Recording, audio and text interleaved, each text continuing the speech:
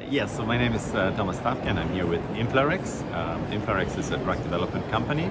We're developing anti-inflammatory drugs in the space of terminal complement, focusing on C5a. This is a very interesting area. We have two drugs in late stage and early stage development.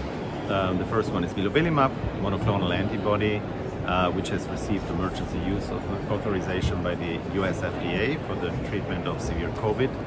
And it's also in phase 3 for inflammatory skin diseases, specifically a disease called pyoderma gangrenosum. And then the second pipeline asset we have is INF904, which is an oral C5a receptor antagonist that we have now in development.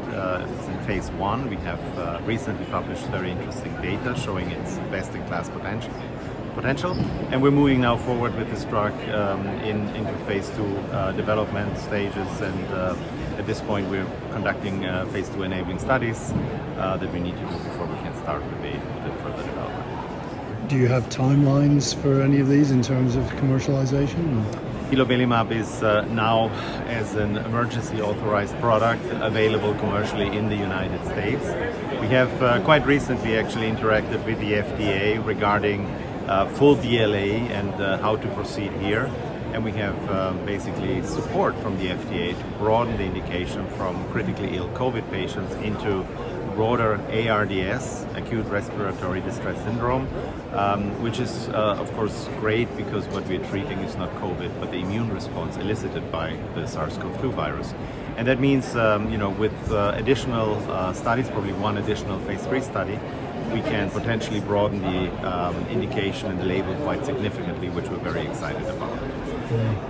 The second the second development project we have here, which is in pyoderma gangrenosum, is in phase 3, and we have recently initiated the study, announced the first patient in actually yesterday, and with an expected recruitment time of 2 years in this rare disease.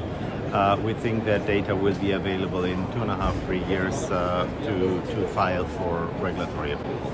Oh, very good. What brings you to BioEurope? Well, BioEurope is of course always a great opportunity to meet all companies, colleagues, and keep the network alive.